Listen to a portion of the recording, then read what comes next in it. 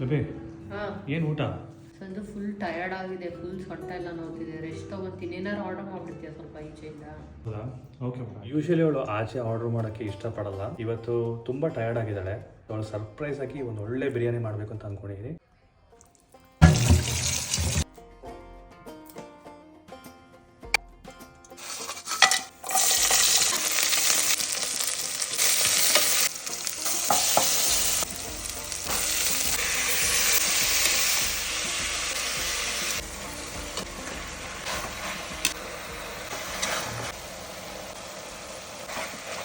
Surprise ಕೊಡೋಕೆ ಹೋಗಿ ಏನು ಮಾಡಿದ್ದೀನಿ ನೋಡಿ.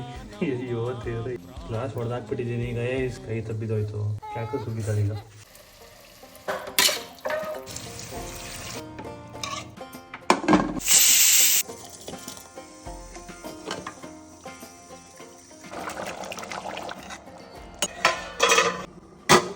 ಏನ್ ಸಂಜು ಮನೆಯೆಲ್ಲ ಗಮ್ ಅಂತಿದೆ, ಏನೋ ಮಾಡಿದ್ಯಾ? ಅಲ್ಲ, ಆರ್ಡರ್ ಮಾಡೋ ಬದಲು ನಾನೇ ಮಾಡಿದ್ದೀನಿ. ನೀನು ಒಳ್ಳೆ ಬುದ್ಧಿ ಬಂದ್ಬಿಟ್ಟಿದೆ. ಸರ್ಪ್ರೈಸ್ ಬಿರಿಯಾನಿ ಮಾಡಿದ್ದೀನಿ ಇವತ್ತು. ದೋಸೆ ಹೆಂಗ್ ಬಂದಿದೆ? ಓ ಮೈ ಗಾಡ್, ಸಖತ್ತಾಗೋಗಿದೆ ಸಂಜು.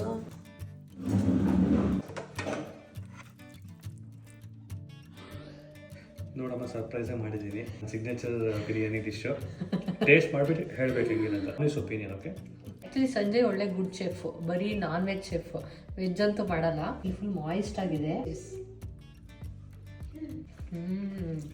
ಸಕ್ಕತ್ತಾಗಿದೆ. ಆ್ಯಕ್ಚುಲಿ ಲಾಸ್ಟ್ ಟೈಮಿನ ಸಕ್ಕತ್ತಾಗಿ ಬಂದಿದೆ. ಇವಾಗ ಮಟನ್ ಅಷ್ಟೇ ಸಕ್ಕತ್ತಾಗಿ ಬಂದಿದೆ. ರೆಸಿಪಿ ಶೂಟ್ ಮಾಡಿದ್ಯಾ? ನೀವು ಕೂಡ ಮಿಸ್ ಮಾಡದೆ ಈ ತರ ಮಾಡ್ಕೊಳ್ಳಿ. One of the best biryani ಅಂತ ಹೇಳ್ಬೋದು. ನನಗೆ ಅಂತ ಹೇಳ್ಬಿಟ್ಟು ಬಿರಿಯಾನಿ ಮಾಡಿದ್ದಾರೆ, ತುಂಬಾನೇ ಖುಷಿ ಆಯ್ತು. Thank you.